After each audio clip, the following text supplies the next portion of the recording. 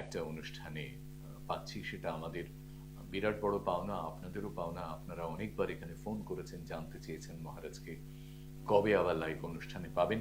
এখনই ফোন করবেন না, আপনারা জানেন কিছু কথা, কিছু বাণী, তারপরে আমরা টেলিফোন নিতে থাকি। তবে যেটা বলার সেটা হচ্ছে, দিনে দিনে কর্মব্যস্ততা কিভাবে বেড়েছে, কিভাবে বিস্তার পেয়েছে বাদু শিবানন্দ সেবাশ্রমের শাখা প্রশাখা, সেইটা বলতে গেলে তখন বারবার মনে হয় যে একেবারে প্রায় 10-12টা জায়গার আশ্রমের নাম বলতে হয়। এবং আপনারা জানেন আগরতলার কথা আমরা বলেছি। আগামী 1 জুন মহারাজ আবার যাচ্ছেন শিলিগুড়িতে, বহুদিন পর। আসানসোলের কথা আপনারা জানেন, আপনারা তিরাটের কথা আপনাদেরকে বহুবার বলেছি, সেই আশ্রমের ছবি আপনারা দেখেছেন। আজকে একটা প্রশ্ন ভীষণভাবে মনের মধ্যে জাগে, দেখতে দেখতে আমাদের সৃষ্টি টেলিভিশনে 20 বছর প্রায় অতিক্রান্ত হতে যাচ্ছে। ত্রিকালদর্শী শিবানন্দ মহারাজের 20 বছর অতিক্রান্ত হয়ে গেছে। যদি আমরা 2005-06 থেকে ধরি, এটা 2027-26।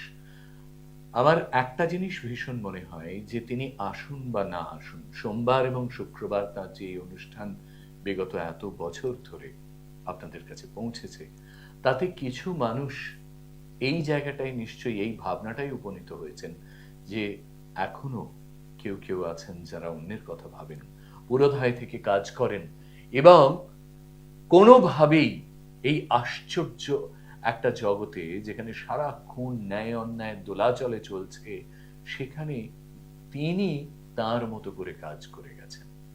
আমরা দেখেছি কিভাবে বাদু শিবানন্দ সেবাশ্রম তার মতো করে সেজে উঠেছে, কত মানুষ এসেছে।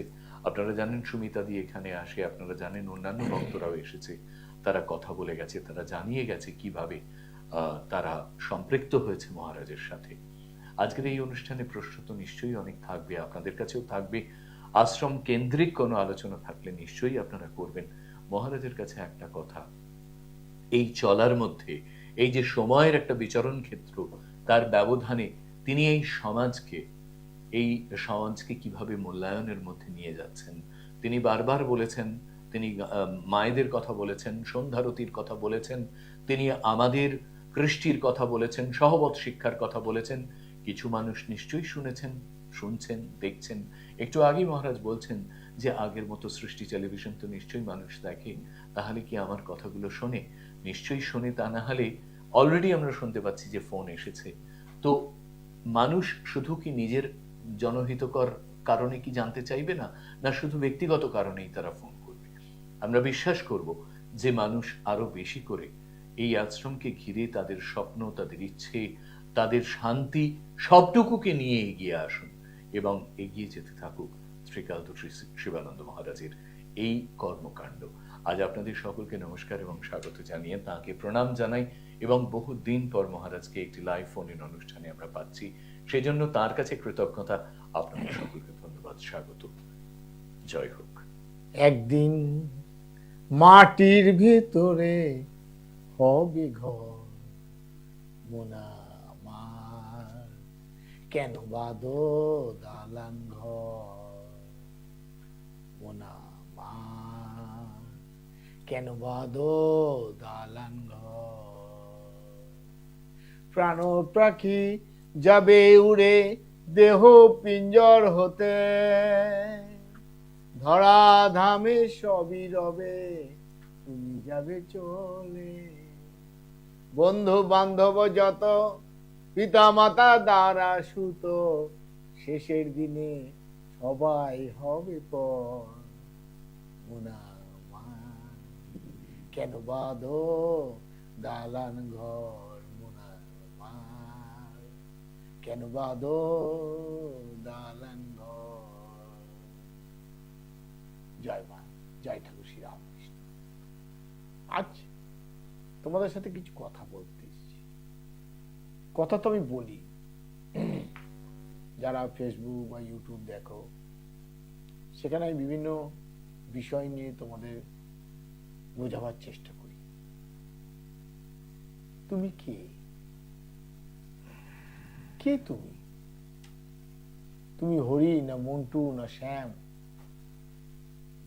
না মনিকা না কণিকা? তুমি কে? তুমি নারী না পুরুষ? তুমি কে? একবার বিচার করে দেখো। বিচার করে দেখো তুমি কে। তুমি একটা আত্মা, সোল, পাওয়ার। তুমি আর কিচ্ছু নও। তুমি একটা আত্মা, সোল বা পাওয়ার, এছাড়া কিছু না। এই যে টিভিটা দেখছো, টিভিতে আমার শুনছো কথা, এটা পাওয়ার। এই পাওয়ারটা আছে বলে তার ফরম্যাটটা এভাবে তৈরি হয়েছে। তাই পাওয়ারটা যে দিয়েছে, তুমি আমাকে দেখতে পাচ্ছ, আমার কথা শুনতে পাচ্ছ, তার অ্যাক্টিভিটিস করছে। তোমার ঘরে আলো জ্বলছে এখন অন্ধকারে, দেখো আলোটা জ্বলছে, আলোটার ফরম্যাটটা এরকম তৈরি হয়েছে, তার মধ্যে বিদ্যুৎ বিজলি আছে, পাওয়ার আছে, তাই জ্বলছে, আলো দিচ্ছে। আবার এসি সুইচ চালিয়েছো, দেখো এসিতে এসি ঠান্ডা হাওয়া দিচ্ছে, জাস্ট পাওয়ার। তুমি কে? তুমি একটা পাওয়ার, সোল, আত্মা।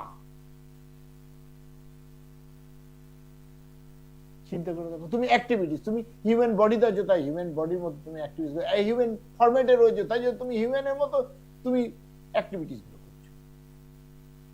তুমি যদি কোনো পশুর মধ্যে থাকলে পশুর মতো অ্যাক্টিভিটিস করতে, তুমি যদি কোনো উদ্ভিদের মধ্যে থাকতে উদ্ভিদের মতো অ্যাক্টিভিটিস করতে, তুমি কোনো যদি যন্ত্রের মধ্যে থাকতে তুমি যন্ত্রের মতো অ্যাক্টিভিটিস করতে। তাই তুমি কে? তুমি জাস্ট লাইক এ পাওয়ার, আত্মা, soul, kind of atomic power. আর কিছু না তুমি। তোমার এই দেহটা একটা ফরম্যাট। এই ফরম্যাটটা তোমার নষ্ট হয়ে যাবে। কেউ তোমাকে পুড়িয়ে দেবে, কেউ না ফেলে রাখলে আস্তে আস্তে পচে নষ্ট হয়ে যাবে। একটা খেলনাকে ফেলে রেখে দাও, দেখবে খেলনাটা আস্তে আস্তে নষ্ট হয়ে যাবে। আবার ওটাকে মডিফাই করো, আর একটা কিছু তৈরি করো, করতে পারো।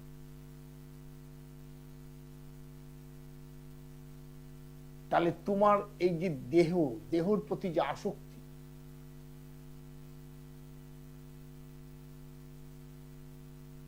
কিভাবে হচ্ছে ভালো করে বিচার করে দেখো।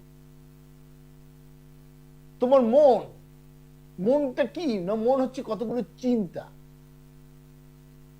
এই চিন্তাগুলোকে তুমি একত্রিত করো, ইকুয়াল টু মন, মাইন্ড। চিন্তাগুলোকে ভালো দিকে নিয়ে যাও, দেখো সব ভালো। তুমি খারাপ দিকে নিয়ে যাও, সব খারাপ। তাহলে এই মনই হচ্ছে তোমার পুণ্যের কারণ, এই মন হচ্ছে তোমার পাপের কারণ।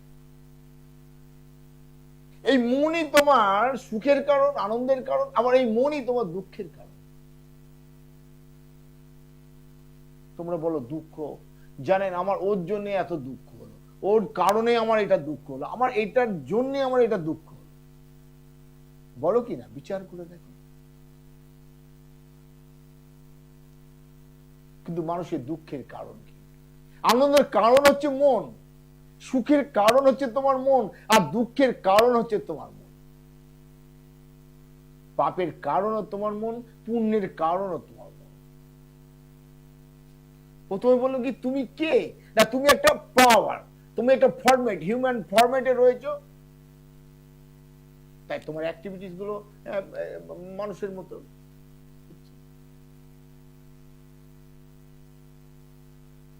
যেমন করে লাইট, এসি, পাখা বা মেশিন পাওয়ার। তোমার কোনো বিনাশ নেই, তুমি ছিলে, আছো, থাকবে। তোমার আত্মা সর্বদাই পরম ব্রহ্মের সঙ্গে রয়েছে। তোমার আত্মা সর্বদাই পরম ব্রহ্মের সঙ্গে। তুমি টিউবলাইটের সুইচ অফ করে দাও, তুমি এসি সুইচ অফ করে দাও, তুমি পাখার সুইচ অফ করে দাও, দেখবে সেই পাওয়ারটা একটা জায়গায় চলে এসেছে, একটা জায়গায় যেখান থেকে পাওয়ারটা গেছে সেইখানেই কিন্তু পাওয়ারটা চলে আসছে। ঠিক তোমার আত্মা, এই বিনাশ নেই, এর কোনো খিদে নেই, এর তাপ উৎপাদ নেই, এর দুঃখ নেই, এর সুখও নেই, আনন্দ নেই। এই ফরম্যাট চেঞ্জ হয়, যে ফরম্যাটে থাকে তার মতো আচরণ করে, তার মতো সে অ্যাক্টিভিটি। সেই জন্য ভগবান কৃষ্ণ বলছেন অর্জুনকে, বসাংশি জিন্নানি যত বিহ নমানি গিন্নাতি নরমায় তথা শরীরায় বিহ জিন্না নান্নানি সংজাতি নমানি। হে অর্জুন, নৈনং চিন্ততি সস্তানি নৈনং দহতি পাপক ন পচ্চৈব কিল রূপণ ন সংস্কৃতি মার। চিন্তা করো। তাহলে এই দেহ, এই তোমার ফরম্যাটটা তাহলে কি করে পাপ করছে, কিভাবে পূর্ণ করছে? না তামসিকতা, তিনটে সত্তা আছে, তামসিক, শত, তম, রজ। এই তামসিকতার মানে দৈহিক ইচ্ছার, তুমি জানো তোমার মধ্যে জ্ঞান আছে, তুমি জানো পাপ পুণ্য কোনটা, তুমি বোঝো আলো অন্ধকার যেমন বোঝো, তুমি ভালো মন্দ যেমন বোঝো, তেতো মিষ্টি যেমন তুমি ভাগ করতে পারো, বুঝতে পারো, ঠিক তুমি বোঝো যে কোনটা পাপ আর কোনটা পাপ নয়, কোনটা ধর্ম আর কোনটা অধর্ম, তুমি বোঝো। কিন্তু তুমি শারীরিক ইচ্ছাকে, ইচ্ছার বশে গিয়ে তুমি সেই কর্মগুলো করো। তুমি তামসিকতা তোমার এই দৈহিক ইচ্ছা, শারীরিক ইচ্ছার বশে তুমি চলছো, আর সেই জন্য তোমার কর্ম খারাপ হচ্ছে আর তুমি পাপের রাস্তায় যাচ্ছ। ইন্দ্রিয় সুখ, এই ইন্দ্রিয় সুখ, কাম, কামনা, ঐশ্বরিক প্রবৃত্তি, মানে আসরিক প্রবৃত্তির লক্ষণ মাত্র, প্রবৃত্তি। আজ একটা খুব সুন্দর পশ্চিম বাংলা একটা আলাদা বাতাবরণ এসছে, যে বাতাবরণে সনাতন আদর্শের জোয়ারে আজ জোয়ার এসছে, যে জোয়ার আমি চেয়েছিলাম, সনাতন আদর্শের জোয়ার, সেই জোয়ারে তুমি হিন্দু না মুসলমান না তুমি খ্রিস্টান না তুমি কোন মতের নয়, তুমি সনাতন আদর্শের ঘরে, তুমি সনাতন আদর্শের জোয়ারে ভাসবে।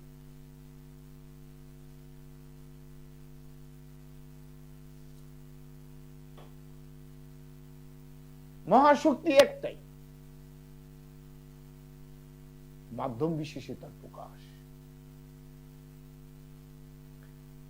যেমন তোমার এই হাতটা কি একটাই হাত? দেখো 5টা আঙ্গুল আছে, পঞ্চদেবতা।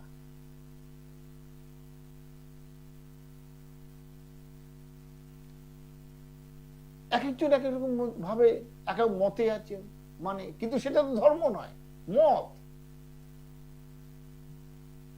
হাই রোডে উঠতে গেলে অনেক লিঙ্ক রোড থাকে না, বিচার করে দেখো।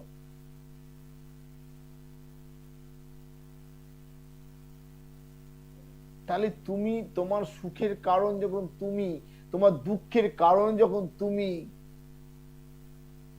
তাহলে অন্যকে দোষ দাও কেন? কেন দোষ দাও? আজ একটা সুন্দর তোমাদের কথা বলছি। মানুষ দুঃখের কারণটা কি? কেন মানুষের জীবনে দুঃখ? আর জ্যোতিষদের কাছে কেন দৌড়া? মানুষের দুঃখের কারণটা কি আগে জানো। দুঃখের কারণ তুমি, কারণ তোমার অনন্ত ইচ্ছা। এই তোমার অনন্ত ইচ্ছাই হচ্ছে তোমার দুঃখের কারণ। প্রয়োজন নয়। প্রয়োজন কি? বেঁচে থাকার জন্য খাওয়া, আহারের দরকার, সমাজে চলার জন্য একটা বস্ত্রের দরকার, সুরক্ষিত থাকার জন্য একটা বাসস্থান দরকার, আর শিক্ষা। 4টে। কিন্তু তোমার দেখো অনন্ত ইচ্ছা কি?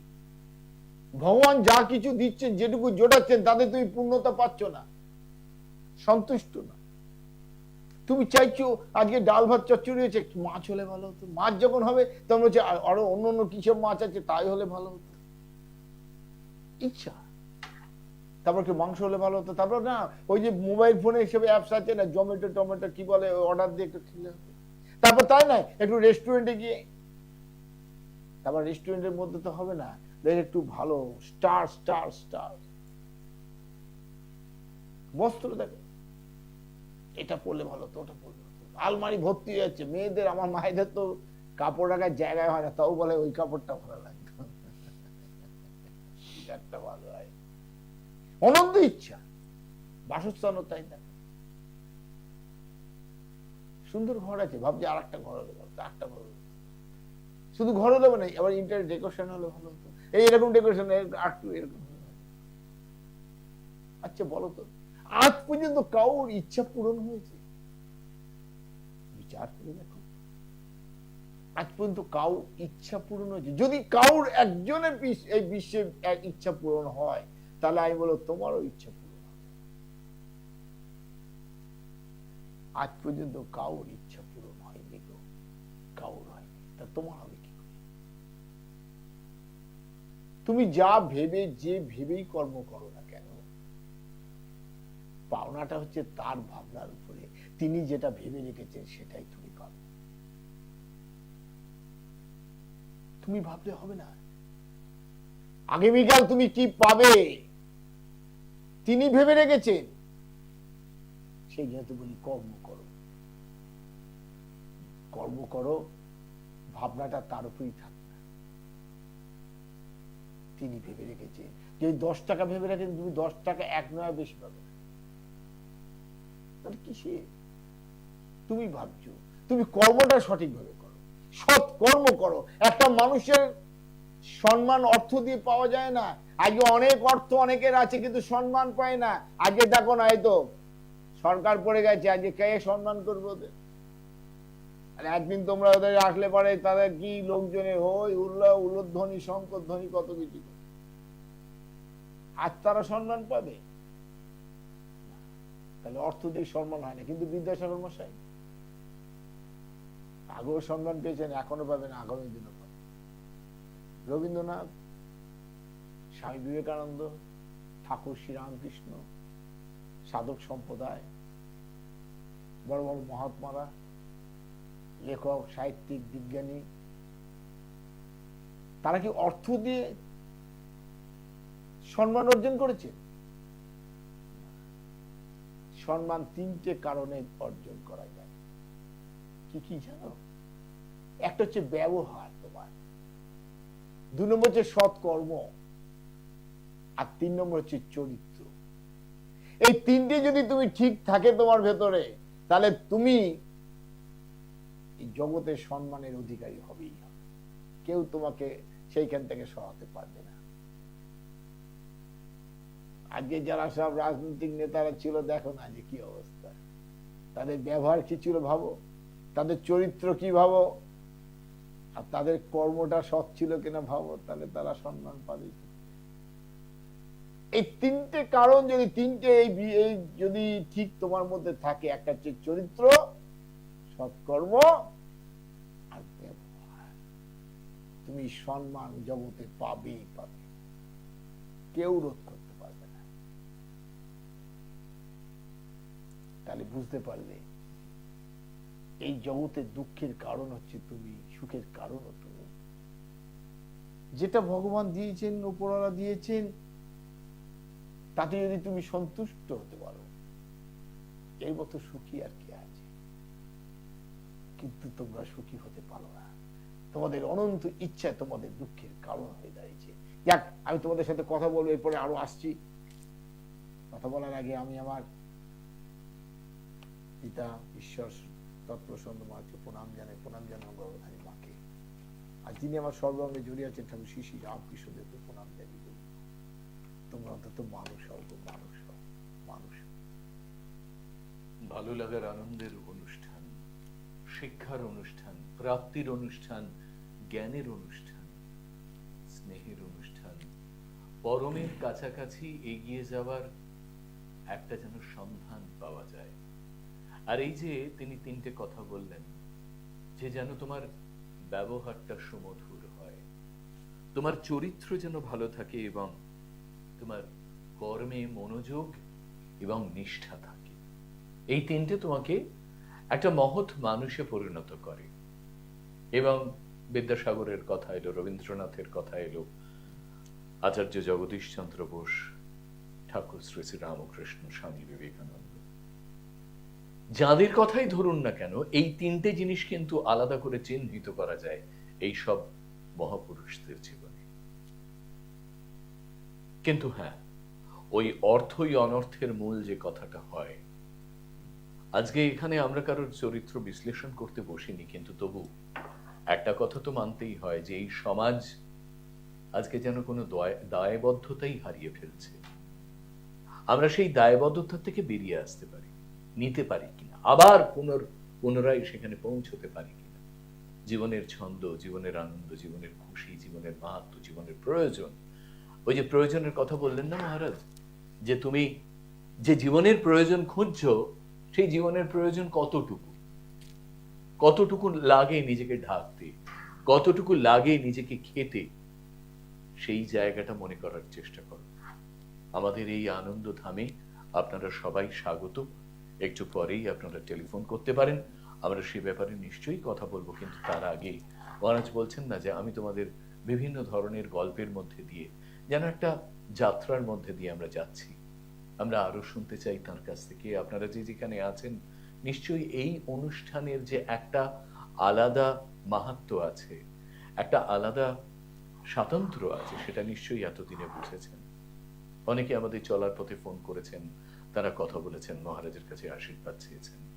অনেকে আবার নিজেদের ব্যক্তিগত জীবন সম্পর্কে জানতে চেয়েছেন। তাদের আরেকবার মনে করিয়ে দেবো, যারা হয়তো আমাদের এই অনুষ্ঠান দেখছেন এবং অন্যান্য অনুষ্ঠানের সাথে যাতে গুলিয়ে না ফেলেন, তাদেরকে বলা, যদি ব্যক্তিগত আলোচনায় যেতে চান তাহলে বাদু শিবানন্দ সেবাশ্রম, আপনারা জানেন মধ্যমগ্রাম চৌমাথা থেকে বাদুবাজারগামী অটোতে কিছুক্ষণের পথ, সেইখানে আপনারা যেতে পারেন, সরাসরি যোগাযোগ করতে পারেন 9830260183, 25262728, এবং আরো কয়েকটি নাম্বার আপনাদের কাছে আছে যেগুলি স্ক্রল বারে যাচ্ছে, খেয়াল করতে থাকুন।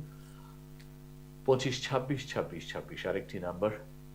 তো আজকে মহারাজের কাছে আরেকবার ফিরে গিয়ে আমরা সেই কথাই জানতে চাইব যে জীবনে এই সকল মোহ মায়াকে কাটিয়ে একটা অত্যন্ত গুরুত্বপূর্ণ কথা, যে অশান্তির কারণ কি। তার কারণ আমার ইচ্ছের কোনো শেষ নেই। আমার সবকটা ইচ্ছে চরিতার্থ হবে তো।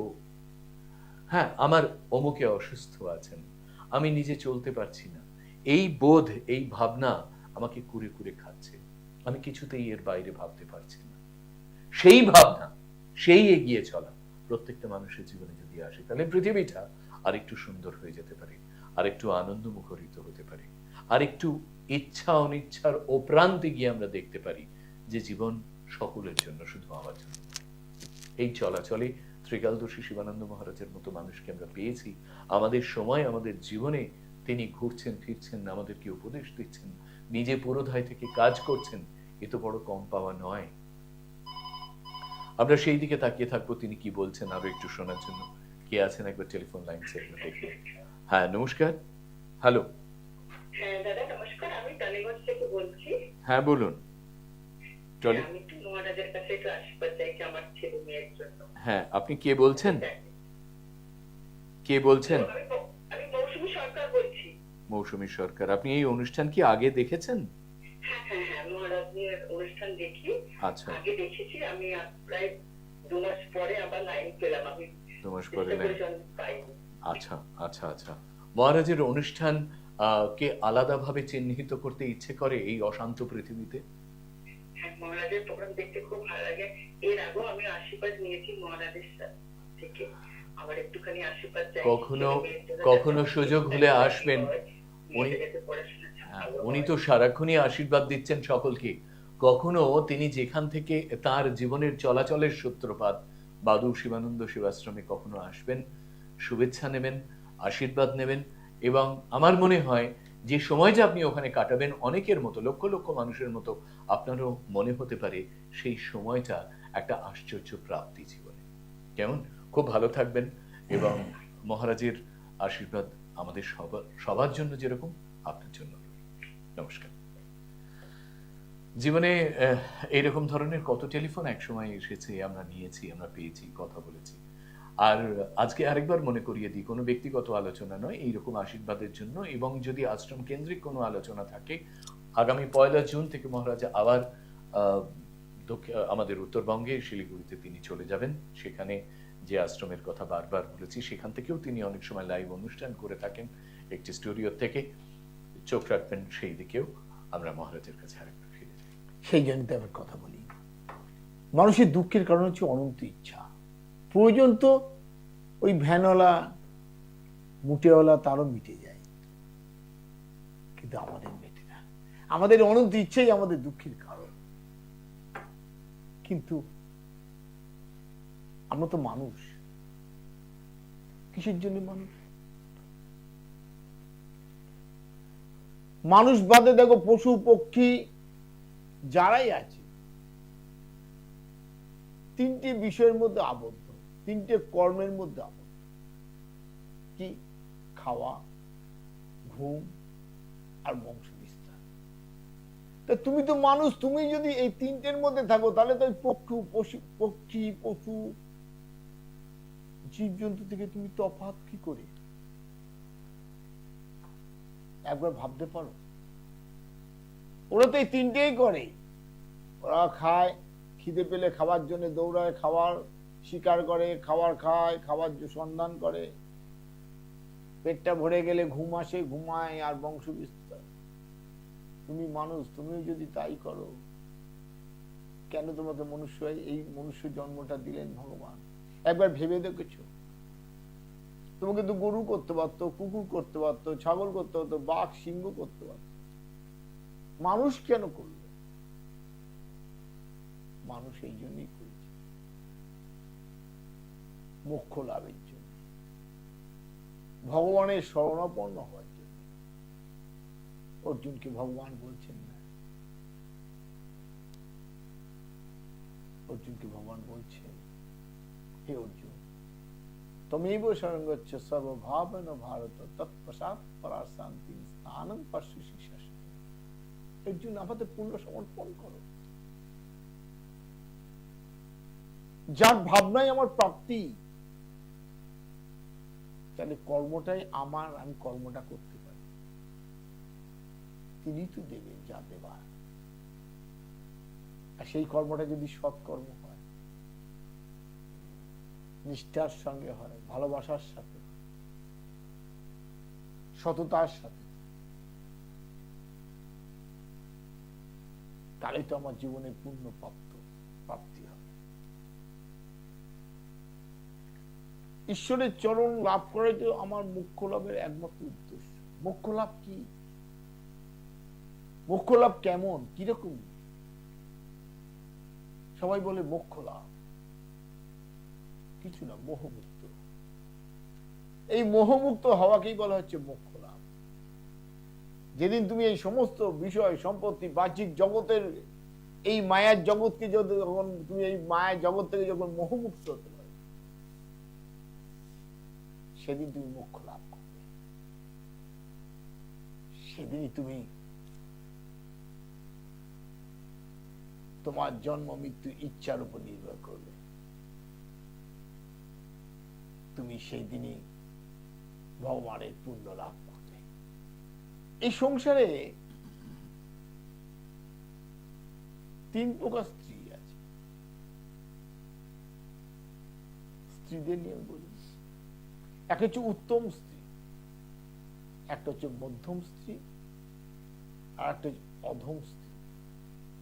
এই উত্তম স্ত্রী কারা? যারা সংসারকে নিজের সংসার মনে করে, সংসারে যারা গুরুজন আছে তাদেরকে শ্রদ্ধার আসনে রাখে, ভালোবাসার আসনে রাখে, সংসারটাকে নিজের ভেবে নিজের সম্পূর্ণ সংসারের সমস্ত কাজ করে, হাসি আনন্দ করে। শ্বশুর শাশুড়ি যা বড় যা যদি থাকে, ভাসুর থাকে, তারা যেটা বলে সেটা হাসি মুখে গ্রহণ করে। কারণ কি জানো? তুমি তো মা, তুমি সন্তানকে বকো কেন? সন্তানের ভালো হবে বলে। সন্তান যাতে খারাপ না হয়ে যায়, সন্তান যাতে ভালো হয়, তাই জন্য তো তাকে শাসন করো, তাকে বকো। তোমাকে স্বামী বকে কেন? যখন তোমাকে স্বামী ভালোবাসে বলে, যাতে তুমি স্বামীর সেই সত্যিকারের ধর্মপত্নী হয়ে থাকতে পারো।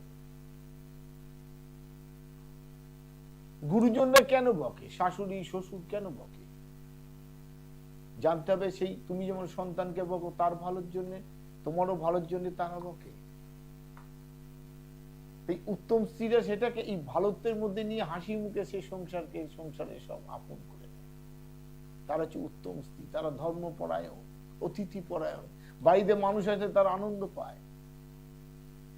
মধ্যম স্ত্রী কেমন না, মধ্যম স্ত্রীরা সমস্ত কাজকর্ম করে সংসারে, কিন্তু কে কি বললো সেটা স্বামীর কাছে গিয়ে বলে, আমাকে না এই বলেছে, তোমার বাবা এই বলেছে, তোমার মা এই করেছে, তোমার ভাই এই বলেছে, তোমার দাদা এই করলো, তোমার বৌদি এই বললো, এবং স্বামীর কাছে কন্দন। এ হচ্ছে মধ্যম স্ত্রী। আর অধম স্ত্রী কারা জানো?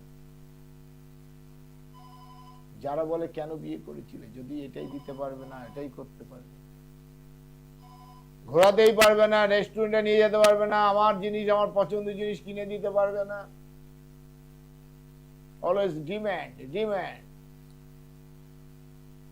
স্বামী কি করছে না করছে, স্বামীর কতটা ক্ষমতা আছে না আছে দেখার দরকার নেই, আমাকে দিতে হবে, করতে হবে।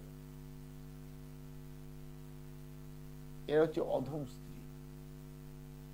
এরাও নিজেরা কোনোদিন শান্তি পায় না, যাকে না তাকে তাদেরও শান্তিতে থাকে। এই সংসার সুন্দর হয় রমণীর গুণে। মায়েরা যদি উত্তম হয়, এই সংসারে মা লক্ষ্মী স্বয়ং সেখানে বিরাজ করেন, বিরাজ করেন। কে আছেন সঙ্গে? নমস্কার। হ্যালো। নমস্কার, হ্যাঁ, কে বলছেন?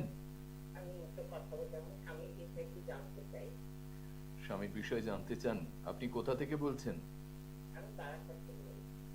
বারাসাত থেকে বলছেন? তাহলে তো আপনি সরাসরি চলে যেতে পারেন বাদুতে।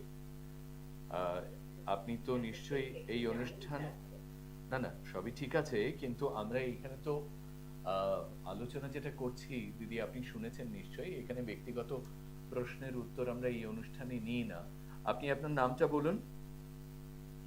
আমি না, আপনার নামটা বলুন। আমার নাম মিনতি দেবনাথ। মিনা দেবনাথ? মিনতি দেবনাথ। মিনতি দেবনাথ। আর স্বামীর নাম বলুন। আমার নাম কানাই দেবনাথ। বয়স? একটু সঙ্গে থাকুন। বয়স? বয়স কত ওনার? আমার বয়স এই 55-56 বছর। 55। আচ্ছা আচ্ছা। মা গো, আজকে যে আমি কথাগুলো বলছি শুনছো কি? বলুন। আমার কথাগুলো শুনছো? হ্যাঁ, আমি যে কথাগুলো বলছি শুনছো? হ্যাঁ। এই সংসারে যা কিছু তিনিই করাচ্ছেন, ভালো তিনি, মন্দ তিনি, আমাদের যা কিছু তিনিই ভেবে রেখেছেন সবকিছু। তাই তোমার সময় সঙ্গে আমাদের চলতে হয়, তো ভগবান সময়ের সঙ্গে চলেন না, কিন্তু আমাদের চলতে হয়। তাই আজ তোমার স্বামীর সময়টা ভালো নেই, খারাপ চলছে অনেকদিন ধরে, শারীরিক মানসিক বিশেষ করে আর্থিক দিকে প্রচন্ড ভাবে আছে, খারাপ যাচ্ছে। আমি শুনতে পাচ্ছি না কি বলে বলতে। তোমার স্বামীর সময় এখন ভালো নেই মা। আমরা তো সময়ের সাথে চলি, ভগবান সময়কে সৃষ্টি করে দিতেন আমাদের জন্য, ভগবান সময়ের সাথে চলেন না, কিন্তু আমাদের সময়ের সাথে চলতে হয়। সেই সময়টা এখন তোমার স্বামীর খারাপ করে গেছে এবং খারাপ চলছে, যার ফলে শারীরিক মানসিক এবং আর্থিক দিকে বিশেষ করে খুবই খারাপ। শুনতে পাচ্ছ? আপনি শুনতে পাচ্ছেন? হ্যাঁ, শুনতে পাচ্ছি। রেসপন্স দাও, উত্তর দাও। এই তো দূরে আছি, মোবাইলটা নিয়ে তাই। শারীরিক মানসিক আর্থিক দিকে একদমই ভালো নেই তোমার স্বামী, হ্যাঁ, প্রচন্ড টেনশন এবং রাগ বৃদ্ধি পাচ্ছে, শারীরিকও ভালো যাবে না, আর্থিক দিকে প্রচন্ড ভাবে। শুনতে পাচ্ছ? হ্যাঁ, শুনতে পাচ্ছি।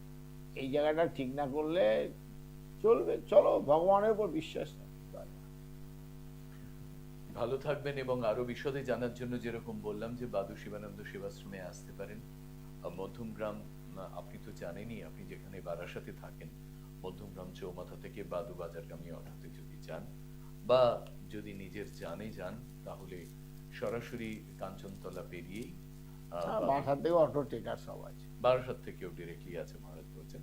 চাপাটালি। তো চাপাটালির মোড় থেকে আর কি আমাদের এই চলাচলের মধ্যে এই বাদু শিবানন্দ সেবাশ্রমের নাম কেন বারবার উঠে আসে, তার কারণ মহারাজের যে আপনারা দেখেছেন একেবারে অনুষ্ঠানের সূচনাতে যে প্রমোটা চলে, তাতে তার ছেলেবেলা, তার বেড়ে ওঠা, বাদশিবানন্দ সেবাশ্রম, তার মায়ের ছবি, সমস্ত কিছু আমরা দেখতে পাই। এবং একটা জীবন, এক বিখ্যাত লেখক বলছেন, তুমি যতদিনই বাঁচো না কেন, জীবনটা কিন্তু ছোটই।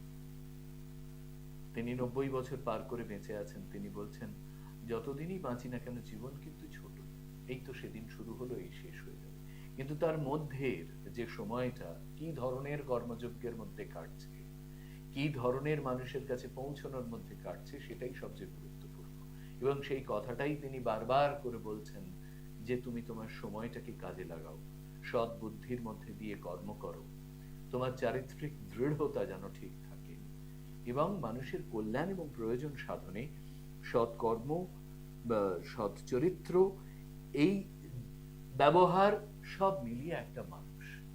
এবং আমাদের যে পরম্পরা, মহারাজ বলছেন যে একটা পরম্পরা তো আমাদের আছে, আমাদের জাতির একটা পরম্পরা আছে, আমাদের জীবন বোধের একটা পরম্পরা আছে, এবং সহবত শিক্ষা আছে।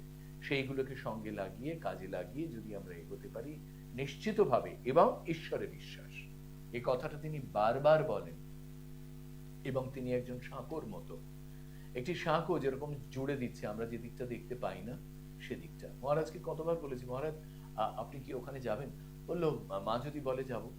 এমন করে যেন মা এসে বলবেন, সেই বিশ্বাসটা থাকতে হবে। তো আমরা তো সেই অবধি পৌঁছতে পারি না।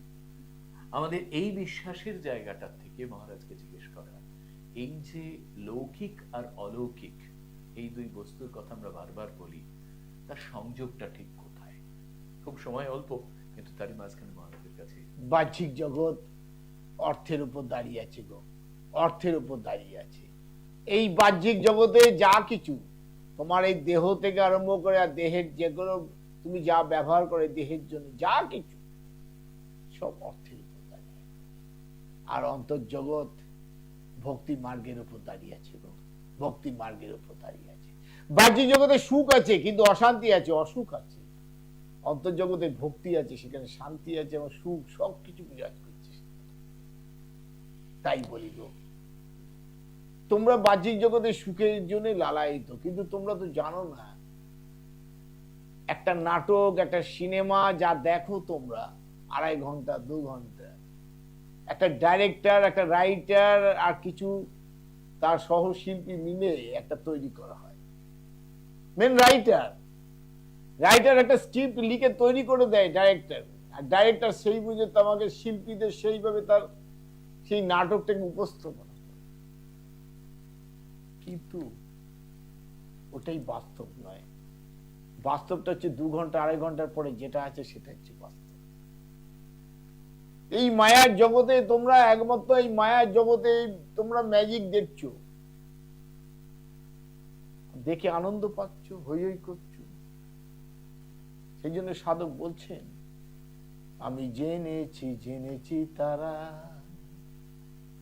তুমি জানো ভোজের বাজে, আমি জেনেছি তারা। ম্যাজিক ধরে ফেললে আর ম্যাজিকের মজাই থাকে না। তাই যারা ম্যাজিক ধরে ফেলেছে তাদের মজা নেই, যেমন মীরাবাইয়ের মজা ছিল না, রাধারানীর মজা ছিল না, সুরদাসের মজা ছিল না, তৈলঙ্গ স্বামী থেকে আদিগুরু শঙ্করাচার্য থেকে পরপর চলে এসে চৈতন্য মহাপ্রভু থেকে ঠাকুর থেকে বড় বড় মহাত্মারা, তারা ম্যাজিক ধরে ফেলেছিলেন। তাই তো তাদের এই মায়ার জগতের মজা তারা পায়নি, তারা অন্তর্জগতের সত্যিটাকে ধরেছে। তাই তো তারা আজকে মহান, তাই তো তারা আজকে জগতে স্বর্ণাক্ষরে তাদের নাম স্মরণ করা হয়। তারা আমাদের জীবনের, আমাদের চলার পথেও তারা, তাই তো সেই জন্য বলি, প্রথমেই বলেছিলাম তুমি কে? তুমি মন্টু বা শ্যাম বা কোনো মালতী নও, তুমি জাস্ট লাইক একটা পাওয়ার। ফরম্যাট আলাদা, তাই তুমি ফরম্যাটের মধ্যে অ্যাক্টিভিটি করছো। কিসের জন্য, কার জন্য? কিসের জন্য অর্থ সম্পদ জমা করছো? কিসের জন্য তুমি এত প্রাচুর্য তৈরি করছো? যে প্রাচুর্য তোমাকে নরক যন্ত্রণার মধ্যে রাখবে, সেই প্রাচুর্যটা যদি ঈশ্বরের হয়, তুমি আনন্দের জগতে থাকবে। সেই জন্য তো বলি, বারবার বলি তোমাদের, ওপরওয়ালা যা দিয়েছেন, সৃষ্টিকর্তা যা দিচ্ছেন তাতেই সন্তুষ্ট হও। কর্মের প্রতি নিজেকে, সৎ কর্মের প্রতি নিজেকে নিযুক্ত করো। সৎ চরিত্র এবং সৎ ব্যবহার, সুন্দর ব্যবহার করো। এই তিনটি তোমাকে জগতে প্রতিষ্ঠা দেবে, সম্মান দেবে। তুমি যতই তোমার প্রাচুর্য থাক, বৈভবতা থাক, অর্থ থাক, ওই রাজনৈতিক নেতাদের মতো হয়ে যাবে। সময়ের অপেক্ষা, সময়ের অপেক্ষা। এবারে আমাকে জিজ্ঞেস করেছিল অনেকে, বাবা এবারে কি হয় পরিবর্তন আমাদের? আমি বললাম, পাকে যা ফোটে তাই হবে। পাকে কি ফোটে তাই হবে, কারণ কি? ভগবান তার সঙ্গে যতক্ষণ থাকে তাকে কেউ কিচ্ছু করতে পারে না। সাধারণ মানুষকে অসাধারণ বানিয়ে দেন ভগবান তার কর্মের জন্য, তার জন্ম জন্মান্তরের স্বীকৃতির জন্য। কিন্তু তার কর্মের ওই জায়গাটা পৌঁছে গিয়েও তাকে সে ধরে রাখতে পারে না। সে বিভিন্ন ভুল করতে থাকে কর্মে। তার অভিমান, তার চারিত্রিক বৈশিষ্ট্য, তার ব্যবহারগুলো পাল্টে যায়। তখন পাপে পঞ্জীভূত হয়ে যায়। আর তখনই ভগবান আস্তে আস্তে তার থেকে দূরে সরে যায়। আর যখন ভগবান সরে যায়, তখন তাকে টোকা মারলো, সে পরাস্ত হয়ে যায়। তখন তার আর নিজস্ব ক্ষমতা থাকে না। তার ক্ষমতা ছিল ভগবানের পাওয়ারে। আর সেদিন তার কর্ম ফল তাকে ভগবান থেকে দূরে সরে যায়। যতদিন না দেখো না বাচ্চারা, শিশুরা বাবা মার উপর ভরসা করে থাকে, বিশ্বাস রাখে বাবা মার, ততদিন তোদের খাওয়া, পড়া, থাকা, সুরক্ষার কোনো দিকে তাকাতে হয়। যেদিন নিজের প্রতি বিশ্বাস এসে যায়, নিজের প্রতি আস্থা এসে যায়, আর যত এই আস্থাগুলো বাড়তে থাকে, ততই বাবা মার থেকে দূরে সরে যেতে থাকে, আর ততই সমস্যাগুলো তাকে ফেস করতে হয়। ঠিক ভগবানের কাছে ঠিক তেমনি, ভগবানকে থেকে যখন নিজে ভগবানের প্রতি বিশ্বাস থেকে নিজের প্রতি বিশ্বাস আছে, জগতের সবকিছুকে তামসিকতার মধ্যে নিয়ে যেতে চায়, রাজকীয়তার মধ্যে নিয়ে যেতে, তখনই ভগবান থেকেও সে সরে যায়। আর তখনই তার জীবনে বিভিন্ন সমস্যা, কালের নিয়ম অনুসারে সব নেমে আসে।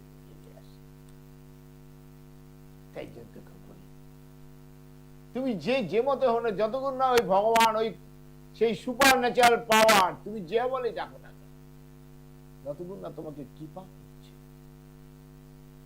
ততক্ষণ তুমি কিচ্ছু করতে পারবে না, কিচ্ছু করতে পারবে না। তার কৃপা চাই। আর তার কৃপা পেতে গেলে তোমাকে সৎ চরিত্রবান হতে হবে, সৎ ব্যবহারের অধিকারী হতে হবে, সৎ কর্মের অধিকারী হতে হবে। তুমি যখন এইগুলো সব হবে, তখন দেখবে ভগবান তোমার সাথে আছে। আর ভগবান যখন সাথে আছেন, দেখবে সবাই তোমাকে ভালোবাসছে। সবাই সবাই সবাই যখন ভালোবাসে, তখন ঈশ্বরও ভালোবাসে। তোমার কেউ কিছু ক্ষতি করতে পারবে না, তোমার সঙ্গে ঈশ্বর আছে। কিন্তু তুমি যদি কর্ম অসৎ হও,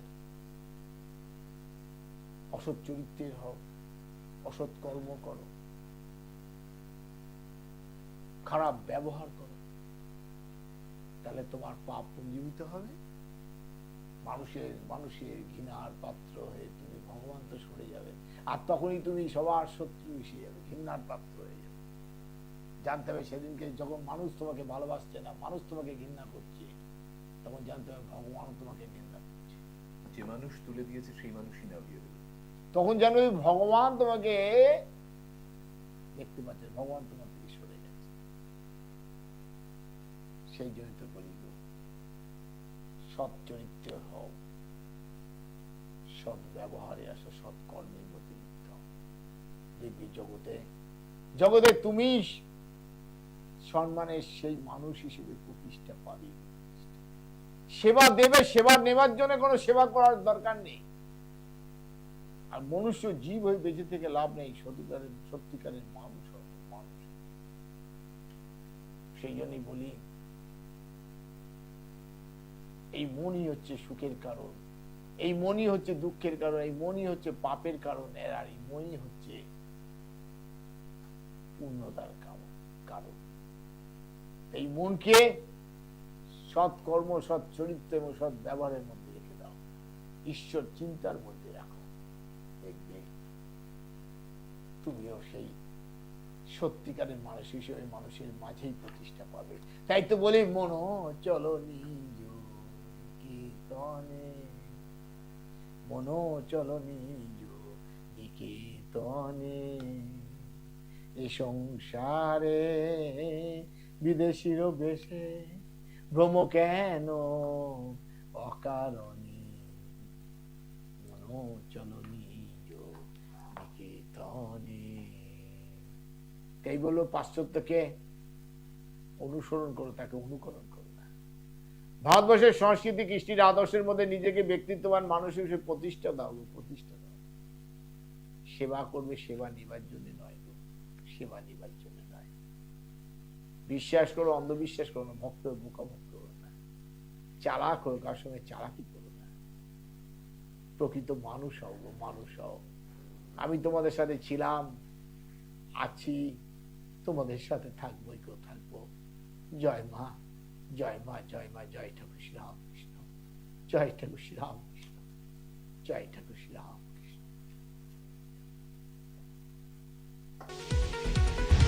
দূর আর দূরে নেই অচেনা আচেনা, তাই অচেনাকে জানতে প্রান্তে বা সীমান্তে চোখ থাকবে শুধুমাত্র সৃষ্টিতে, কারণ সৃষ্টি টেলিভিশন